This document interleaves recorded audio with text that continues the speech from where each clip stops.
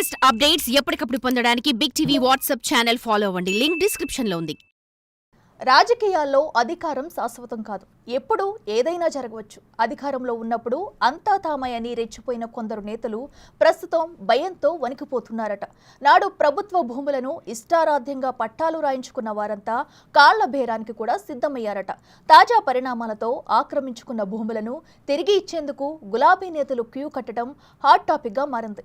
ఇంతకీ ఇంత భయానికి గురవుతున్న నేతలు ఎవరు? వారు చేసిన తప్పిదాలేంటి? Watch this story. సిరిసిల్లలో వణికిపోతున్న బీఆర్ఎస్ నేతలు. ప్రభుత్వ భూములు ఆక్రమణలపై సర్కార్ కొరడా. వివిధ కేసుల్లో అరెస్టవుతున్న కేటీఆర్ అనుచరులు. పట్టా భూముల అవకతవకలను బయటకు తీస్తోన్న అధికారులు. ఆక్రమించుకున్న భూముల అప్పగింతకు అంగీకారం.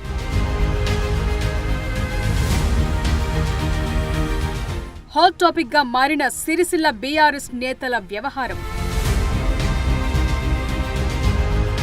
10 ఏళ్ల పాలనలో ఇష్టారాజ్యంగా వ్యవహరించిన గులాబీ నేతలకు కష్టాలు తప్పటం లేదు. మాజీ మంత్రి కేటీఆర్ మెడకు కేసులు చుట్టుకోవడంతో ఆ పార్టీ శ్రేణులు నిస్తేజంలో పడినట్లు తెలుస్తోంది. ముఖ్యంగా సిరిసిల్ల నియోజకవర్గంలోని బీఆర్ఎస్ క్యాడర్ భయాందోళనలో ఉన్నట్లు తెలుస్తోంది. 10 ఏళ్లుగా ఇష్టారాజ్యంగా ఆక్రమణలు చేసిన వారితో పాటు అధికారాన్ని అడ్డం పెట్టుకుని అక్రమాలు చేసిన వారంతా భయాందోళనలో ఉన్నట్లు తెలుస్తోంది. గతంలో ఆక్రమణలకు పాల్పడ్డ వారిని వరుసగా అరెస్టులు చేస్తుండటంతో సిరిసిల్ల గులాబీ శిబిరంలో గుబులు మొదలైంది.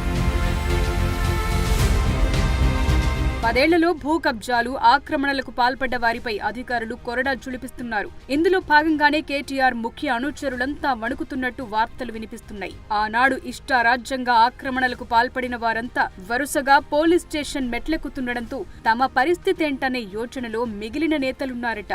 కేటీఆర్ సొంత నియోజకవర్గం సిరిసిల్లలో పరిస్థితి మరీ దారుణంగా ఉందనే వార్తలు గుప్పుమంటున్నాయి. ఆ పార్టీ అధికారంలోకి రాగానే వివిధ కేసులు బనాయిస్తూ ఇతర పార్టీల నుంచి నేతలను రప్పించి వారికి గులాబీ కండువాలు వేశారు. 10 ఏళ్ల పాటు అధికారంలో ఉన్నవారంతా అందిన కాడికి దోచుకున్నారనే ఆరోపణలున్నాయి.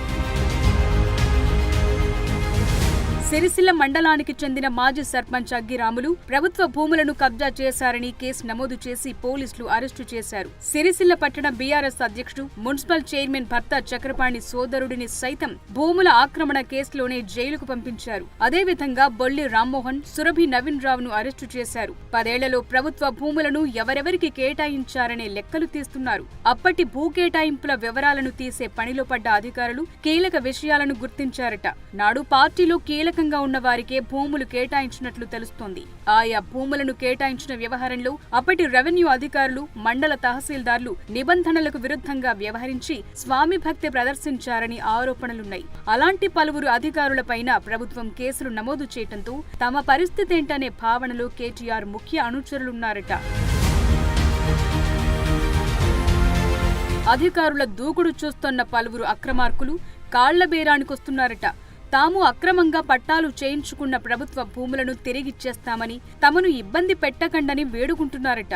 అందులో భాగంగానే తంగళ్లపల్లి మండలానికి చెందిన మిట్టపల్లి పద్మ జవహర్ రెడ్డి అనే తాజా మాజీ సర్పంచ్ అక్రమంగా పొందిన 3 ఎకరాల భూమి పాస్బుక్లను తిరిగిచ్చేశారు. జిల్లా కలెక్టర్తో పాటు ఎస్పీని కలిసి నిబంధనలకు విరుద్ధంగా తాను భూమిని పొందానని తిరిగి ఇస్తున్నట్టు స్వాధీన పత్రం రాసి పాస్బుక్లనిచ్చారు.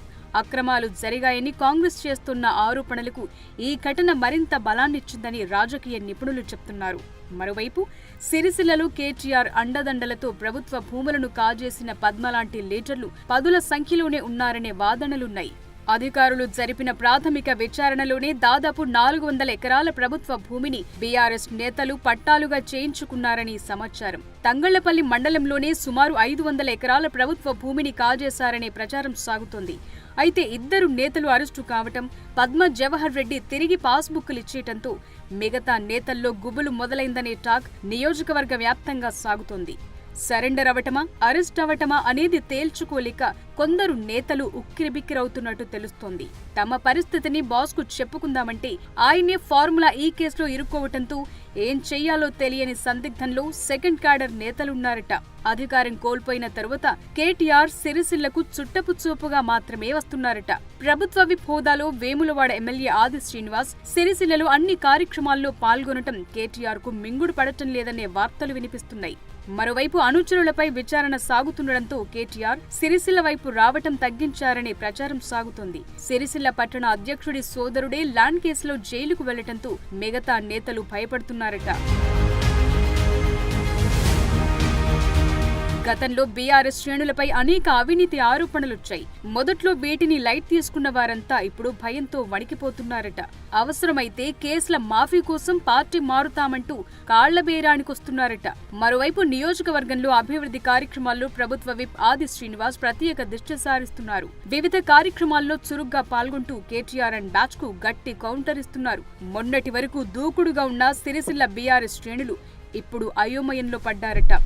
మున్ముందు ఎలాంటి పరిస్థితులు ఎదురవుతాయోననే భయం ఆ పార్టీ నేతల్లో స్పష్టంగా కనిపిస్తోందని రాజకీయ వర్గాల్లోనూ టాక్ నడుస్తోంది.